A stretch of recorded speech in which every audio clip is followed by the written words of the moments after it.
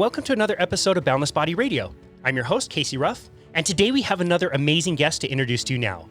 Dr. Kevin Gilliland is a licensed clinical psychologist and the executive director of Innovation 360, an outpatient counseling service that works with people struggling with mental health, substance abuse, and relationship issues. Over the past 20 years, Kevin has mentored countless individuals and couples, participated in research trials, and lectured across the country. He currently teaches in the counseling department at Southern Methodist University in Dallas, where he instructs graduate students. His debut book, Struggle Well, Live Well, 60 Ways to Navigate Life's Good, Bad, and In Between, tackles Kevin's approach on life, which serves as a roadmap to navigating through life's inevitable struggles, such as work-life balance, mental illness, and addiction. Dr. Gilliland is also the host of the podcast, Struggle Well, Live Well, Worry Less, where he talks weekly about how we, as humans, deal with anxiety, worry, and our approach to what life throws at us. Dr. Kevin, what an honor it is to welcome you to Boundless Body Radio. Casey, it is so great to be with you today. I'm looking forward to it and absolutely love what you guys do. Oh, thank you so much. We love what you do. I just got done telling you that I love your podcast, and it's going to make my normal weekly rotation as far as podcasts go. You do such a great job of taking, what could be really complex topics and breaking them down and explaining them simply and giving us really simple tips to be able to deal with that. I really appreciate that approach. So thank you so much for putting it out. I really love it. Seriously, there is no higher praise you could give me than that. It's one of the things that has always bothered me about us healthcare people is we talk about stuff like we would at research meetings. And normal people, which I like to refer to as the population at large, are just like, okay, what are you talking about, dude? And so I've always felt it's our burden. And the same for you. You probably feel the same way about all of your knowledge about the body and nutrition. And you're like, okay, I got to translate this for people so that it sticks. And so that's a long way of saying thank you. It's something I work really hard at, and hopefully it helps all of us think about things a little bit differently. I love that. I'm sure that it does. Before we talk about, what you do in your work, we do have to acknowledge that pandemic probably made a lot of your work a lot harder, but we also have to acknowledge that pandemic gave us a few gifts, a little bit of extra time. It was a time both of us had to start a podcast, and it was also the gift of The Last Dance. And I don't know how many times we have mentioned The Last Dance on this show, but that was such an amazing series, 10 episodes. I know you're a huge Michael Jordan fan. We are in the shadows of the Wasatch Mountains here in Salt Lake City. And so those 10 episodes were 10 still acutely painful times watching Jordan take that last shot. And I say it all the time. I stood up out of my couch every time and screamed, he pushed off. Damn it, he pushed off. Oh my gosh, that's so funny. It's I feel your pain. Yes, while it was a wonderful behind the scenes look, which I loved, and that's what was just so valuable. I grew up in Houston, so I share your pain of being on the wrong side of a dynasty. I grew up back in the day rooting for the Houston Oilers. Unfortunately, it was the dynasty of the Steelers that dashed my young dreams of what it would be like for a city to celebrate a Super Bowl. So yes, I'm intimately acquainted with your with your still frustration and anger and sadness. So that's so funny. Glad we can commiserate on that for sure. Yeah, totally. You're also an Ironman athlete. I believe you've done 3 of them. Tell us a little bit about Ironman and what that's meant to you over the years. Wow, I've gotten more candid about what I realized how I ended up with it. Now I'm in my late 50s now. So I grew up when we only had 3 TV shows or stations. And man, I love sports. It's physical activity and sports have always been an important and meaningful part of my life. Now they're important and meaningful for different reasons. We'll probably touch on that. But I still remember seeing Iron Man on Wild World of Sports, I think it was, and thinking, that's the most ridiculous thing I've ever seen in my life. It's just absurd. And so about 10 years ago, and I grew up swimming, but I hadn't biked since I was a kid, didn't even have a bike. But I just saw it as an unbelievable physical and psychological challenge that I honestly didn't see any way to complete it. And when I registered, I was like, I just want to see how far I can go. The thought of finishing didn't even cross my mind. It seemed ridiculous. And so, yeah, that's how I ended up in my first one. And then I did 2 other full irons after that, a handful of half irons. And my gosh, we could talk the entire time about what I learned about myself and about the role of physical and psychological health. It was extraordinary. It really, really was. I loved it. Absolutely loved it. That's amazing. I was going to ask you if there was one learning that you took away from doing Ironman. Is one jumping out at you a little bit more than another? There's 2 things that I've just never forgotten. Little things have big results. We'll talk about that, like food and just movement. And then the other thing is, I just have to hang on to the fact that I'm far more psychologically resilient than I thought I was. It's funny. There are things that nag all of us, and you go, God, what will I do when I physically just don't want to go any further? Am I psychologically capable of pressing myself beyond my comfort and beyond pain? It's sort of pressing myself in psychological and physical pain. Now, not physical pain that's masochistic or you're being injured, but make no mistake about it. It is an uncomfortable, difficult day at some point. And so just that resilience of, no, just keep going. The little things, just take another step, one more pedal stroke. Swimming's not bad. I mean, because it's early in the day and you're still excited. But one more pedal stroke or one more step, in spite of how you feel, when we hyper focus on what we're doing, it gets so much easier. One of the things that they say and that I do all the time now is, they always talk about don't get out of the water. When you're swimming, don't start worrying about the bike ride or the marathon. And when you're on the bike, don't start thinking about the marathon. Don't get off the bike. Just stay present in what you're doing. And that I use all the time in work and in COVID. It's easy to let your mind jump ahead, but man, we are far better when we just stay anchored to today or to this project or this class So yeah, I didn't pick one thing, but there's 2 or 3. Wow. No, that's amazing. That's such a great life lesson as well. And as a cyclist, I would argue the best thing rather than don't get out of the water is don't get into the water. Stay on the bike. Oh, man, it's more fun. There are a lot of people that would agree with you. There really, really are. Don't get into the water.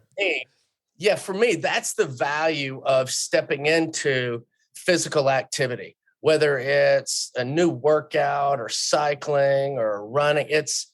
It is a fun way to see and to push yourself where we really don't have anything to lose, right?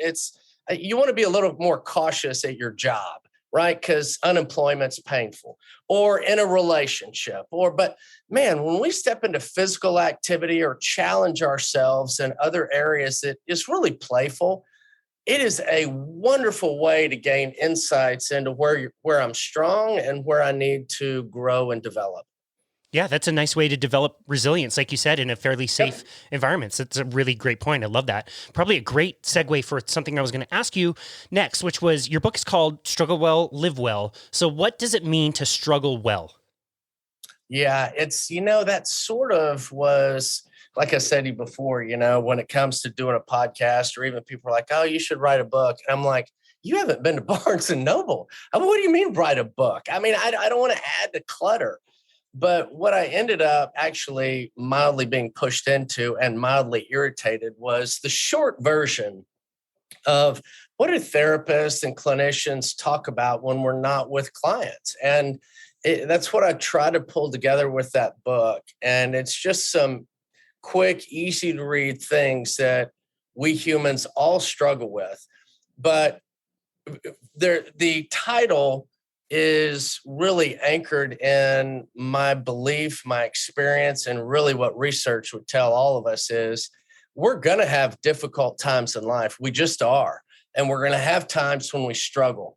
The few remaining people that didn't think so, I think, realized it after COVID, because I wrote that pre-COVID. You're like, none of us saw COVID coming. And you go, okay, when life gets incredibly difficult, sometimes through no fault of our own, how do you manage those moments, those difficult times? And that's really, I think, a better way to look at life. We want to settle into where we live well as the norm. But when we are struggling, how do we do it in a way that we kind of prevent it from being worse than it actually is? We do that all the time with our physical health. We need to do that same thing with our psychological health, so that when I do struggle, I don't add to it by isolating even more, or I don't add to my worry by having an extra glass of wine, because if I do that in larger and larger amounts over a long period of time, now I've got to solve two problems. I have excessive worry and anxiety, and I've become dependent on alcohol. So you want to struggle, but you want to struggle in a way that you don't make it worse, or I don't make it worse. Yeah, that's a really good point. And I think it's something that I really misunderstood about mindfulness or meditation or any of those things that kind of bring you more in alignment with who you truly are, is that I kind of thought that if you practice this for long enough, the struggles would cease. You'd just be so, mindful all the time, and all the struggle would really go away. And that's not necessarily the case, is it? No, it is. It's one of the most crushing days of my life, was realizing that. I did some early in my career, I did some premarital counseling and workshops. I don't do that anymore, because when everybody's about to get married, none of us listen to anybody because we're in love. And so I'm like, no, I just, what a waste of time. But I remember doing one, and this gentleman, that his wife had passed away, and it was his second marriage. He was like late 60s. And at the time I was in my 30s. And I talked about that same thing. And he comes up to me and he goes, son, which was appropriate. Son, I hate to tell you, you never get to a place where you don't have to solve problems with your wife. And I was like, that is the most crushing thing anybody has said to me. Because I was like, okay, if we get really good at it in a relationship or in life, then man, I'm not going to have struggles. No, that's, you still want to get good at it, so that when something does step into your life or step on us, we are able to respond in a way that doesn't make it worse. And man, it is so easy to make it worse. And so, yeah, I had to get rid of that same myth as you. At least you didn't go to grad school for a long time and do it for a living. That's your easy out. But yeah, it would be nice. And I think that also, honestly, Casey, is a part of the title of that book, is go, listen, you should expect to struggle. Now, sometimes it's our own fault, but a lot of times it's no fault of our own. See previous reference to COVID. Yeah, and this comes back to what you were saying about the physical training. It is, if you took away the struggle, nothing would have value. You wouldn't have richness in life. So as bad as it sucks to struggle through things, you're right. Like if you're not training, you don't go through those experiences. But then there's no value of finishing Ironman. Like that's, I'm telling you, that's what I love. And there's a whole body of research and data on the value of doing stuff like that. And you don't have to do Ironman or marathons. Do a 5K if you don't run. Do a yoga. Get really developed in your skill set in yoga or swimming or cycling. Something that in a fun way challenges you, that where you have a plan for how you want this day to go, and something is going to disrupt it through no fault of your own, and go, okay, how do you solve that problem without emotionally getting so pulled off a center that you can't enjoy it? Because that is a skill that we all need for work, vacation, special occasions, because that's going to happen. And so can we develop that mindset? Can we develop that psychological muscle where we go, okay, that's not what I have planned, but you know what? It might actually end up better. Yeah, you've practiced the hard things, and so Exactly. It can get easier later. What is this saying? Like hard now, easy later, easy now, hard later? Like, yes, yeah, yes. yeah, I And love that. practice it practice it where you got really very little to lose, which is in physical activities or play or hiking or some insane walk or whatever it is. Practice it, or even on your nutrition where you're eliminating things that you know aren't healthy for you that you've struggled with. You go, yeah, find out what you're capable of and find out how your mind works. And honestly, we do that when we've got a little bit of tension. I've got a lady that I've worked with for a while that she always observes Lent. Now, I don't observe Lent, and I think it's mainly a Catholic thing. I know it certainly is a Protestant Christian, whatever. Well, she's not even Catholic. And she's like, for 40 days, every year she gives something up. And I was like, huh. But what's fascinating is what she learns about herself. And that's where, and what a wonderful, playful way to do it.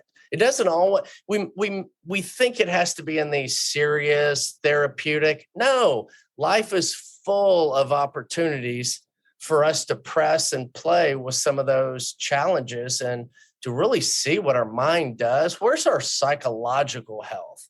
And you see that as well from all that you've done and working with individuals, whether it's on physical things or nutrition things or change in lifestyle. It's a wonderful place for people to grow, that they apply back in areas that are meaningful to them. Yeah, no, that's totally right. I mean, it starts with one small win. Like you said, it doesn't have to be a huge thing. In fact, it can't generally be a huge thing because they'll use all their willpower to do that one thing and then we'll have none left. If you start with something that's almost ridiculously small and get that first little win, people are more likely to keep going and, well, maybe I'll get a second win. Maybe I'll get 3 or 4 wins all at once. And they're more willing to give up things that they thought they could never give up to be able to achieve that because they just feel so good with a small win.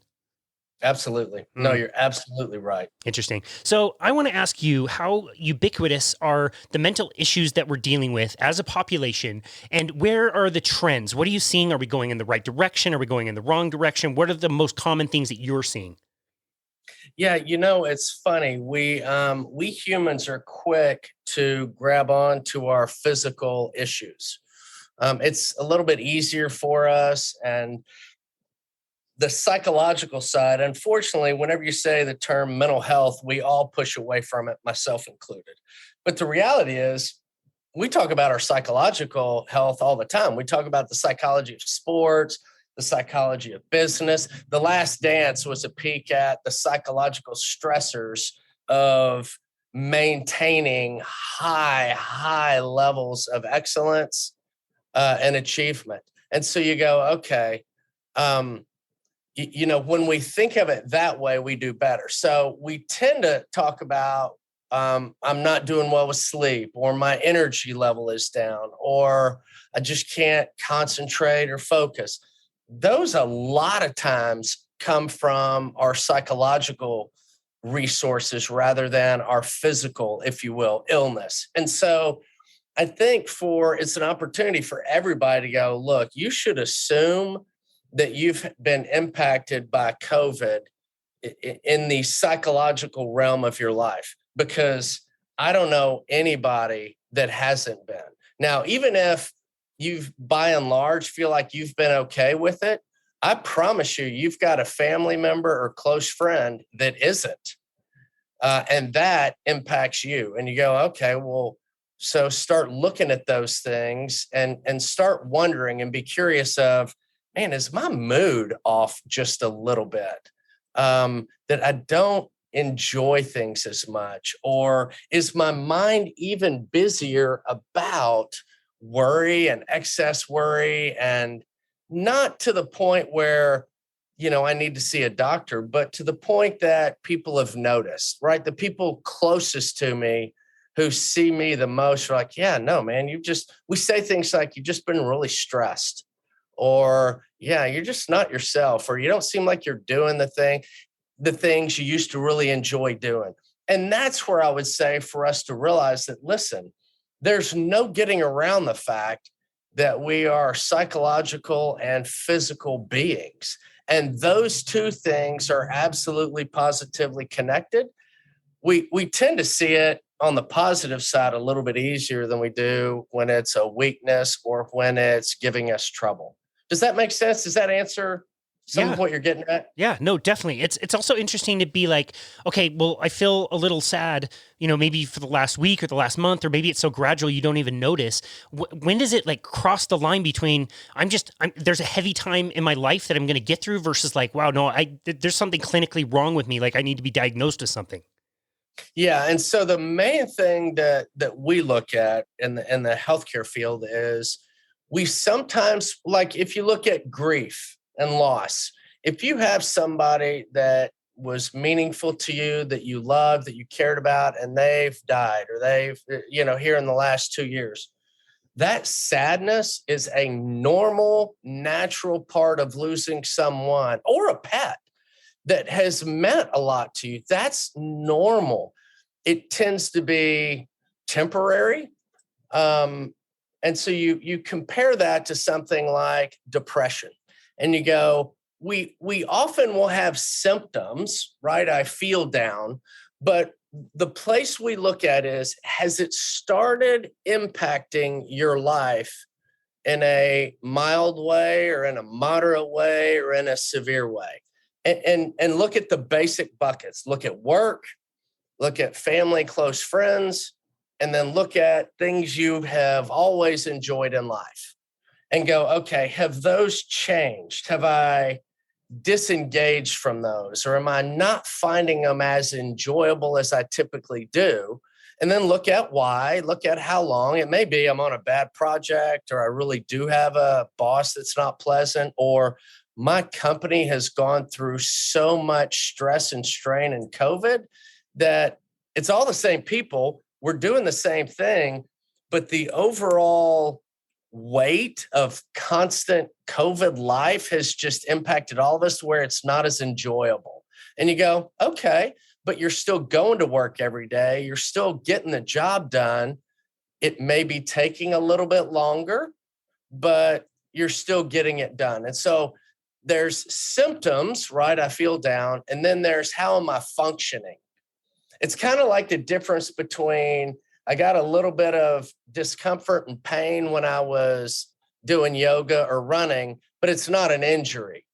And you go, yeah, you just got to kind of fight through it, if you will, or work through it, or yeah, you might have to work on it a little bit, but tomorrow you're going to be fine. The same is true about our psychological health. You may feel it, but is it having an impact negatively on those three areas of your life? Does that make sense? Yeah, it totally does. So let's use that as an example for that person that's maybe not clinically depressed, but they do feel down. They are in a dark period of time, and there's no real light at the end of the tunnel just yet. Like, they may know that it's going to be a time that passes, but when you're in the middle of it, you don't know whether that's going to be tomorrow or next month or whenever. What would you say to that person to help them along the way while they were in the middle of that journey?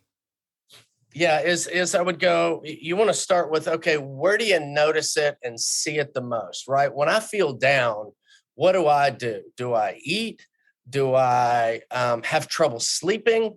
Do I stop being physically active? And that's where you have to look at your sort of psychological dashboard, if you will. And I hate that we don't know off the top of our head, okay, like we know our physical dashboard. You go, okay, I look at my blood pressure, I look at my glucose, I look at all those things, but what's on your psychological dashboard? And we should know those things. And those things are, and so if you look at it and you go, okay, my mood's kind of down, I've been sitting too much, I'm just not physically active. And you go, okay, well, the first place I'm going to start with some of the low-hanging fruit. I'm going to start by being more physically active, and look and see if you can start to do some of those little things, if they don't start to give you some benefit.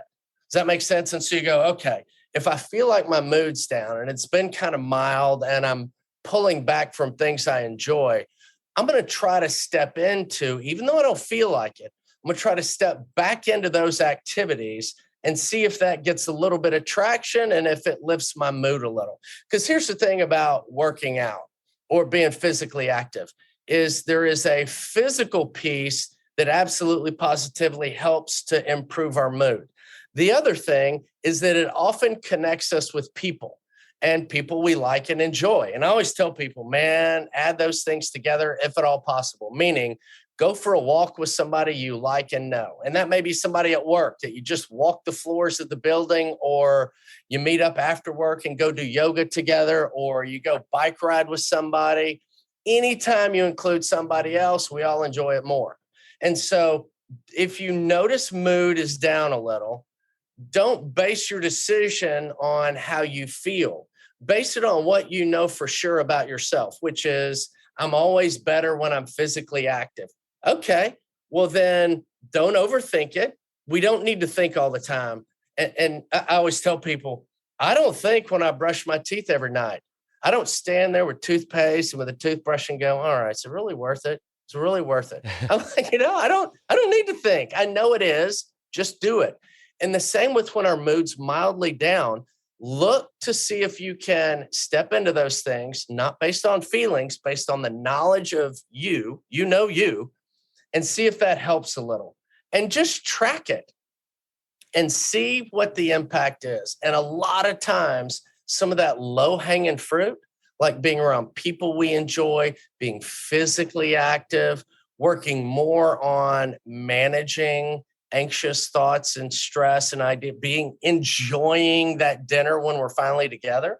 See if that starts to have a little bit of a positive impact. And if it starts to move the needle for you with worry or with mood. Does that make sense? Yes, that makes a lot of sense, and it's wonderful advice. I'm really curious, just as a gross generalization, completely like systematic, not picking out one or two people, but what if the same person decides to go to a normal psychologist? Are they having this conversation? Are they saying the same things, that this person could be doing this, or is something different going on?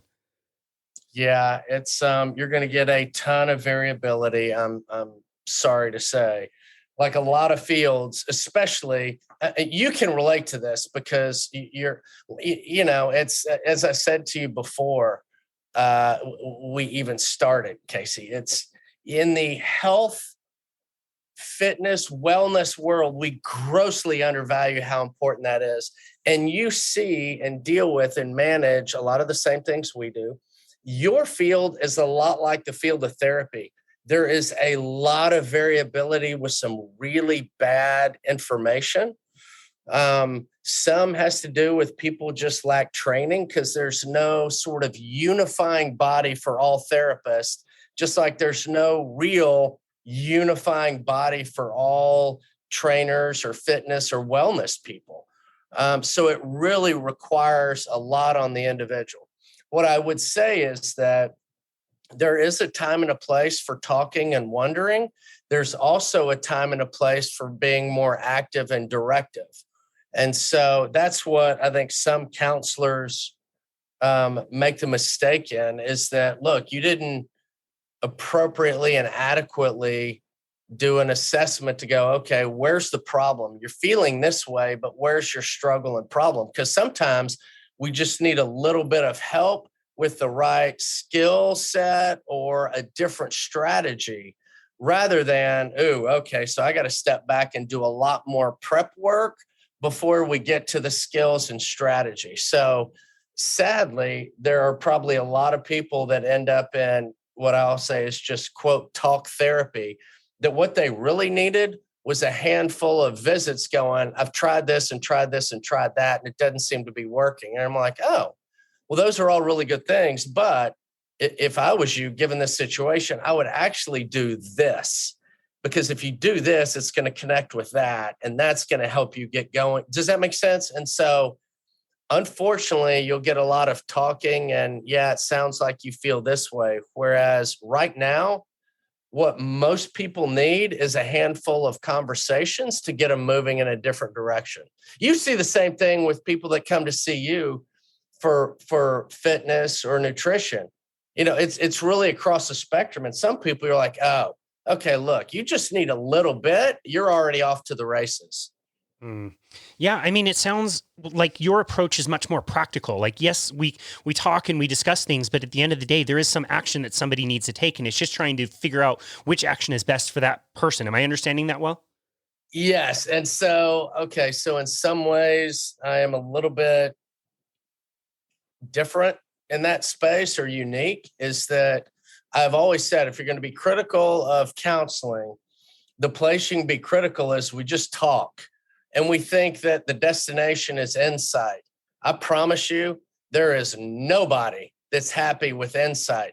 We want insight and behavior change. It's the same for you. People are not going to be happy if they're like, oh, you know what? I totally get what you're saying about food. I had never thought of that. You're absolutely right. And then they see you next week and you're like, hey, Kev, so were you able to do? And I'm like, oh, no, no, I didn't do any of that. And then a month later, I'm going to be like, Casey, what the hell, man? I still am feeling sluggish. And you're like, okay, well, but are you eating? Did you eliminate some of the things that I'm like, no, but at least I understand it's important to. I'm not going to be happy. And neither are you. You're going to be really fresh. You're like, dude, I thought you agreed. And I'm like, oh, I do agree.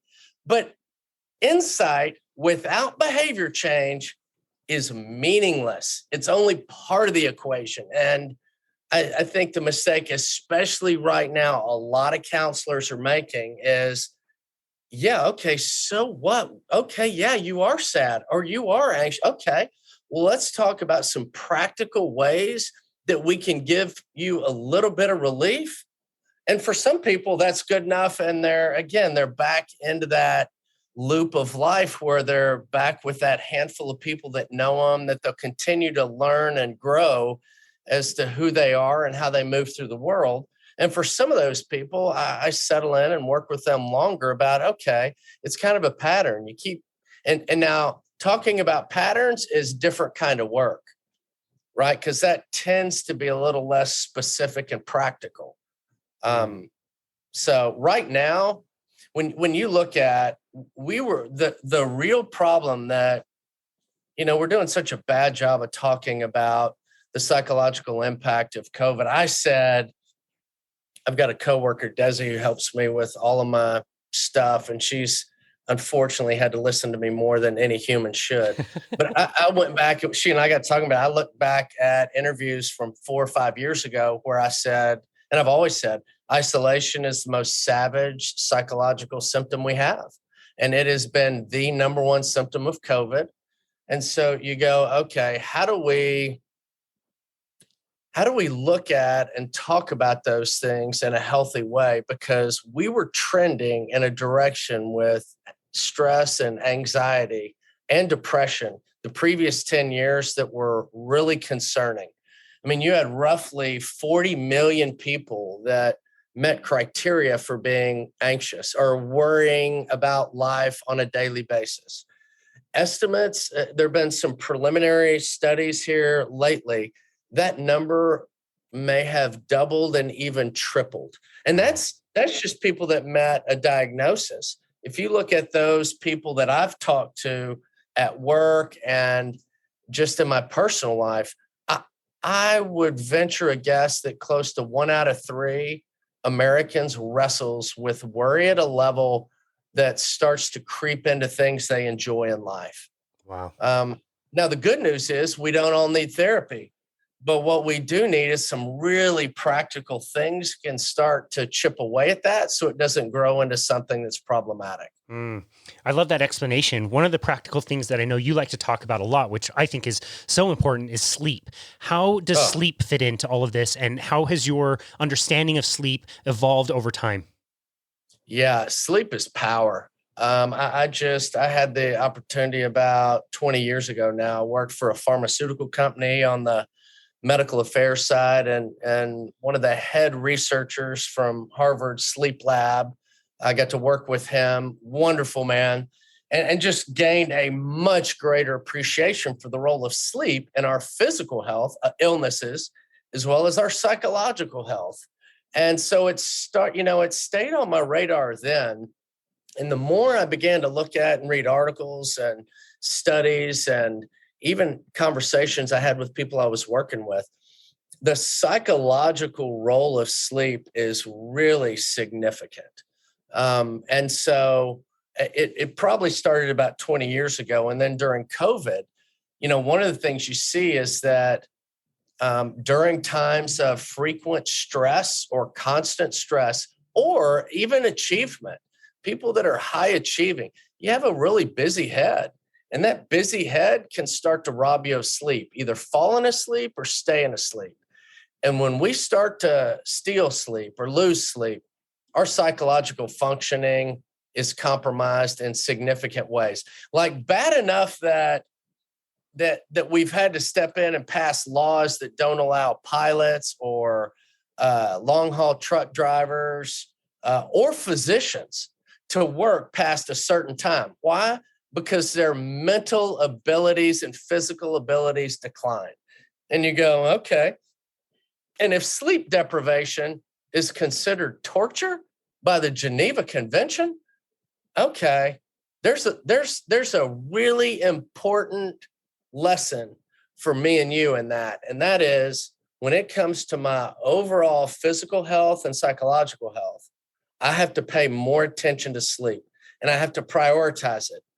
And by the way, when worry and anxiety and reading too much and consuming too much information about COVID or politics robs you of sleep, and then you go and lose your mind at somebody for not wearing a mask, I hate to tell you, but when you rob yourself of sleep, you have weakened your immune system, because chronic sleep loss weakens the immune system. So in spite of all the other things you've done that may or may not help you that much, your user error in disrupting your sleep has weakened your immune system. So from a physical health standpoint, you actually made yourself more vulnerable to get sick or to have a slower recovery process. And that's where, and then I also look at performance. So not only do I not want to get sick, I want to heal quickly, but I also want to function at a high level. So you look at people that really push their bodies to the limit and look at what they do for sleep. Man, they do not compromise on sleep. We heard it from all the Olympic athletes this past Olympics. Every year, you hear it from the Tour de France, people that ride, they sleep 10 to 12 hours a day. Why? Because they're requiring their bodies to do something that's really stressful and straining. Well, if you have a difficult job or you're a single mom or a single dad, what are you doing to manage your sleep? Because it is the number one thing we actually focus on. I work at a place called Innovation 360. And like when we see people that are really struggling, it is a fundamental question. It's always been, but especially in COVID, because no amount of counseling or medicine can course correct sleep deprivation. It is so impactful on our sleep. It's not even funny. I was just reading, and this is sad for me to even say out loud. I was reading a research article on the history of sleep, and they call it biphasic sleep. Back in Europe, we used to go to sleep, wake up for a few hours, and then go to sleep again. It was the same total amount of sleep. So it's kind of interesting, and people get too carried away with it, but they were talking, I mean, this is in the 1500s, 1600s, the what was considered the physicians at the time, we're talking about how sleep is important for our psychological health and mental health. And you go, yeah, we've always known it.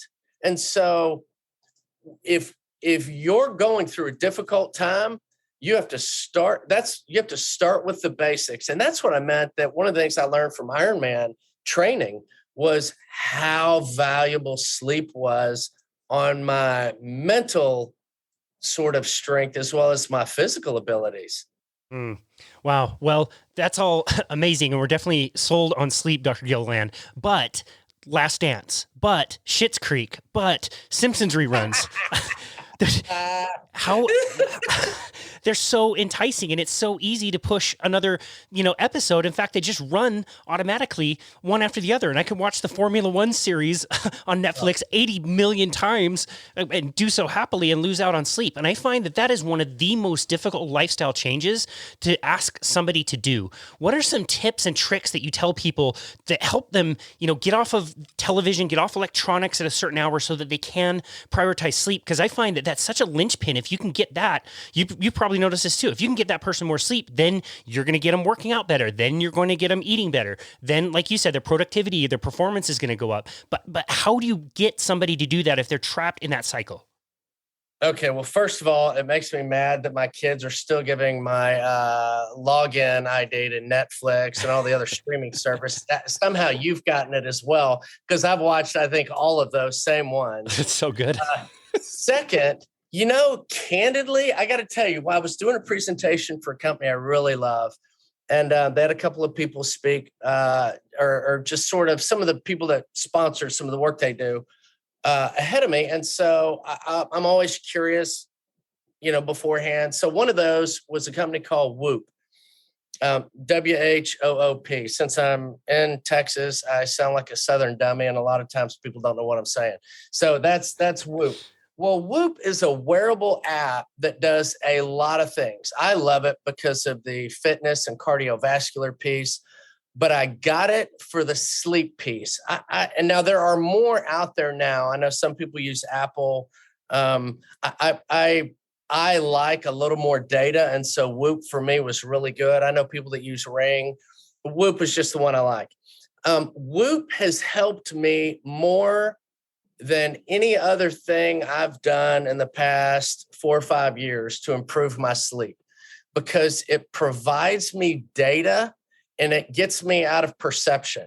Because my experience of working with people, and I bet yours is the same, is they have this sleep misperception. They either think they're getting more than they actually are, or they think they're getting less than they're actually getting. Or they're actually getting less than they think, right? Because I have people all the time say, no, I went to bed at 10 and I got up at 6. That's 8 hours. And I'm like, no, false. You were in bed for 8 hours. I don't know how much sleep you actually got, because we all have all these micro awakenings. So you for sure got less than 8. I just don't know if you got less than 7.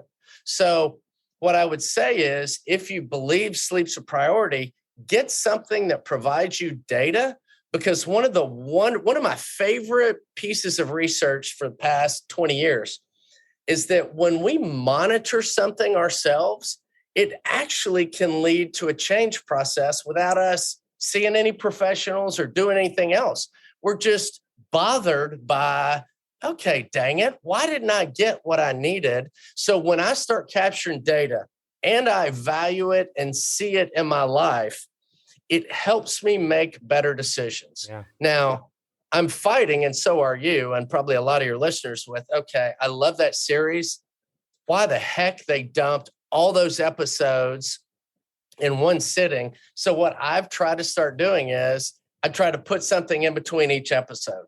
And so if I watch an episode, I'm going to get up and walk around for 5 minutes, or maybe I'll watch 2. Then I'm going to get up. I'm going to go outside and do something. I'll go look at the mail, but I'm going to take a break where I move, because I don't want to be too sedentary. I don't want to sit for too long. And if I value sleep, like my Whoop app on my phone, one of the things that helps us improve sleep is when we go to bed at roughly the same time and wake up at roughly the same time. So I've got mindset that it'll just send me an alert. And so it's just a gentle reminder of, hey, you should be starting to head that direction now. And I'm like, okay. And when I prioritize sleep, I make better decisions. And believe me, there are plenty of nights. My wife and I can't remember what it was, last week or over the holidays, we did one of those things where we looked up and we're like, wow, it is late. But we did it quasi thoughtfully, because we knew the next day we didn't have anything. It was over the holiday break. And so it was easier to just go, no, it's okay. It was sort of a thoughtful stealing sleep, not an accidental stealing sleep. So if people are struggling with that, I would say try to get one of those apps or something that allows you to start tracking and seeing those numbers. And just for a little while, just for grins and giggles, just monitor it and see if it has a positive impact on your everyday functioning to improve your sleep. That's fantastic. What great advice. And I agree. I think, you don't have to use this forever, but if you're getting some good information and that's helping you change behavior, then it's totally worth it. Totally worth it. Absolutely. We do it in a lot of other areas, right? We've got we look at how many calories we burn or how many steps we take or how much we're consuming. We track things all the time that are very good for our physical health. Start realizing that's actually good for your psychological health as well. When you move or when you're consuming certain things or your sleep, it's more than just calories and burning calories. And it is your psychological health that you're improving as well. That's amazing. You said something earlier I really, really, really want to hammer home. And even just today, I don't know if you're familiar with Peter Attia's The Drive podcast. Yes. Okay. Yes. It's my favorite podcast, besides yours. It's my favorite podcast. And today he dropped an episode. This is day of recording. So we're January 10th. He dropped an episode with Dr. Paul Conti. And he said in the last few years, he's had to write out more prescriptions to turn off the news than he ever has. And it's something that you said too. Talk about our tendency to consume way too much news and really get sucked into stuff that doesn't really apply to us. Oh my gosh, it is. It's unlike anything I've seen the past 4 years.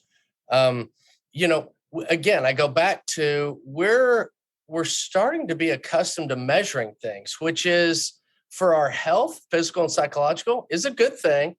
One of the things we need to be on guard of is for any kind of binging behaviors, whether it's food or exercise or sex or information. Our minds were not built for a world like this, where data is pushed at us, and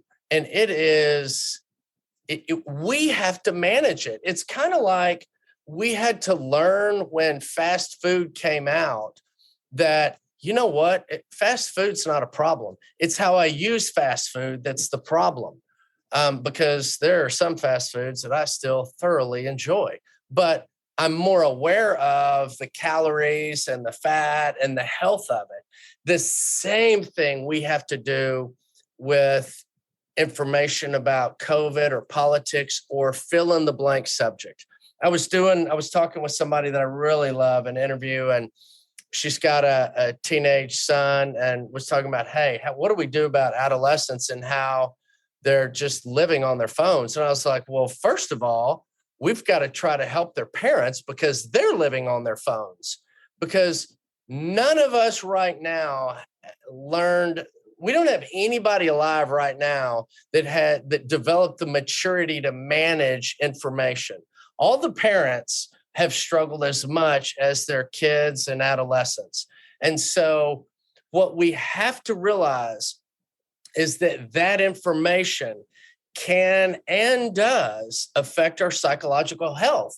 And so just track it.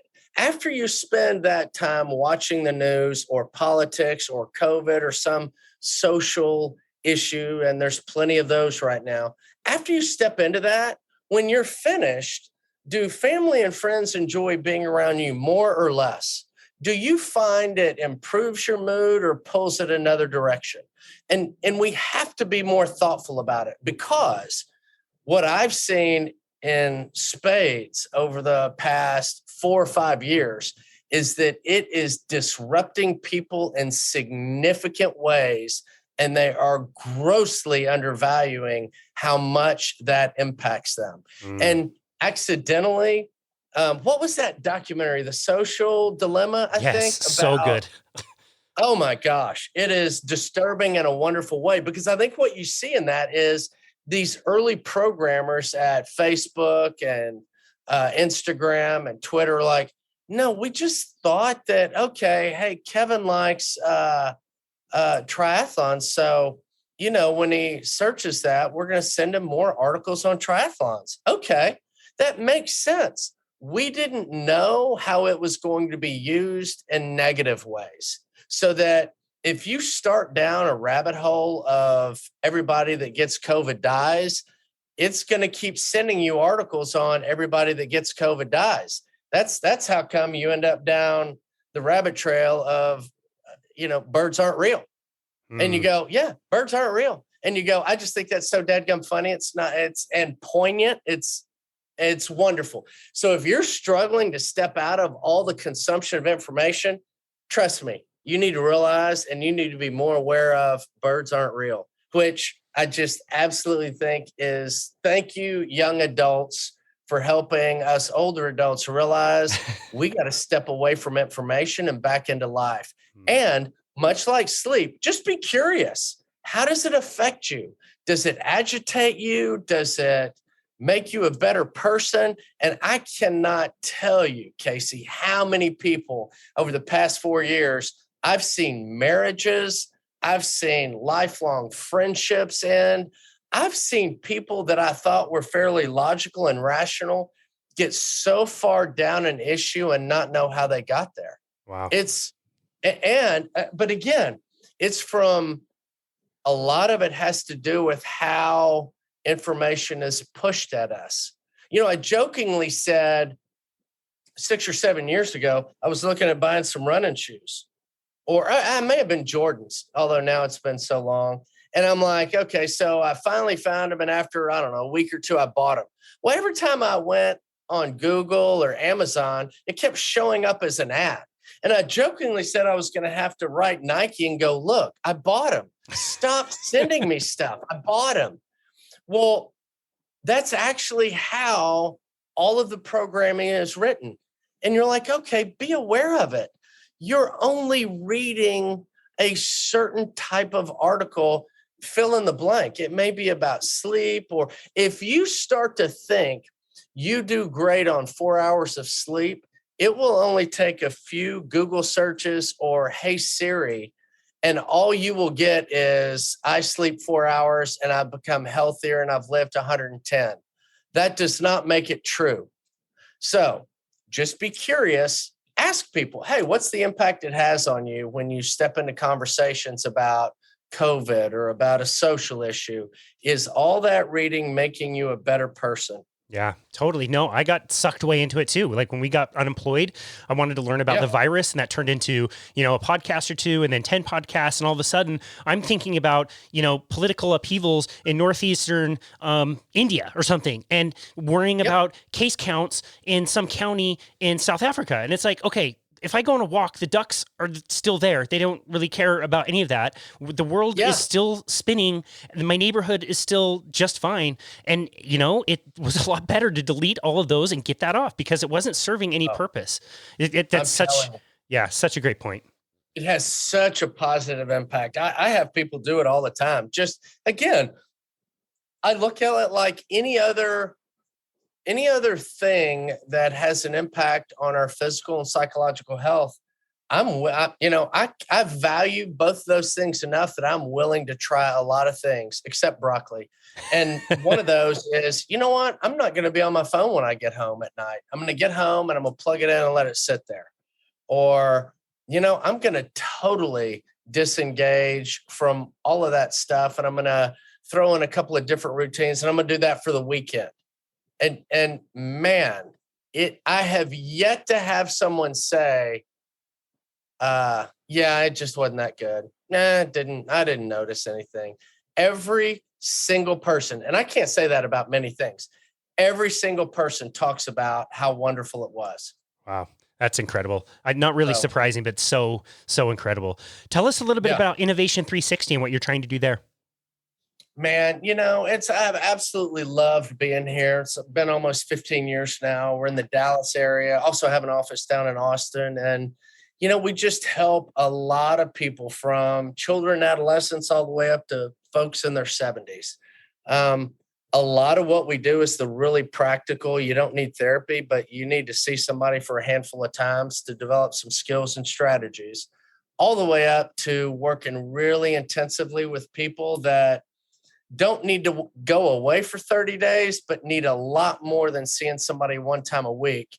And probably the most significant thing we do is what we call life development, which is we do work outside the office, which really gets back to, our philosophy about insight is really important, but behavior change is critical.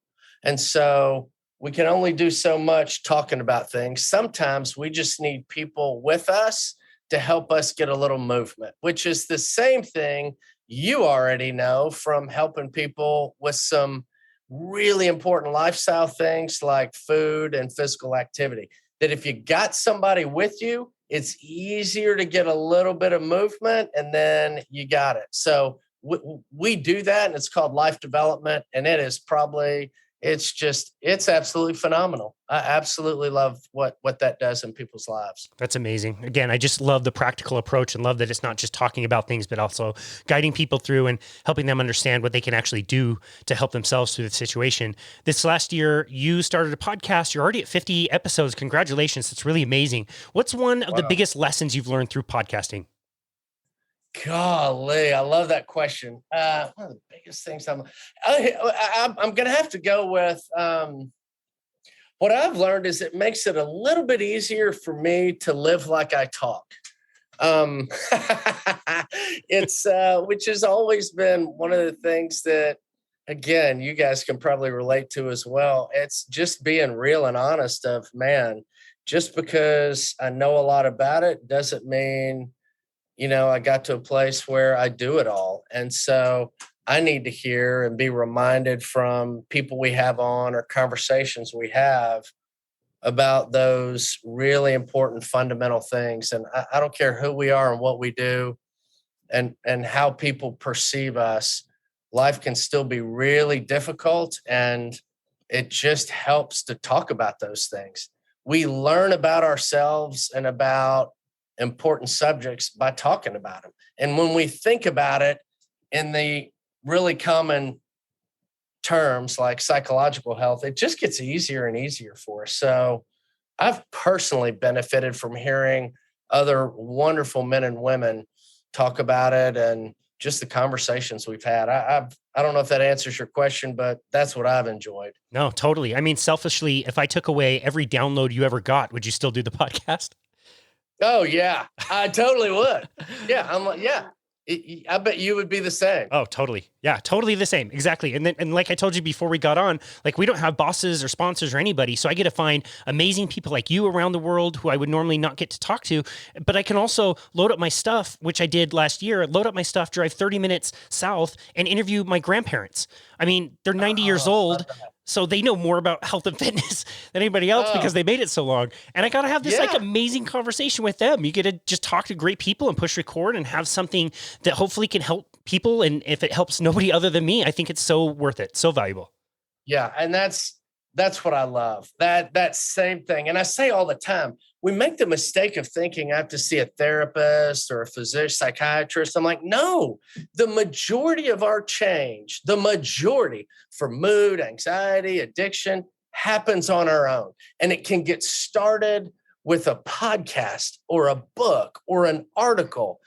And that's why I started doing it. Was like, no, we don't all need therapy.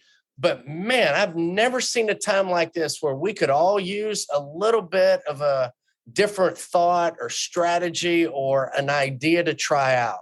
So that I've really, really enjoyed. That's amazing. I mean, our time definitely comes with its own unique challenges and things we need to deal with, but it also gives us the opportunity to, be in different time zones and shoot a beam of sound across a satellite back and forth. And we get to create something that has never been created and will live on through time. So it is an amazing gift. I really love it. This conversation has been amazing. I'm so grateful for all these practical tips and all these things that we can do. I'm wondering if you had one simple tip that you would like to leave with the listener from this conversation, what would that tip be? If you're a human, you're going to struggle.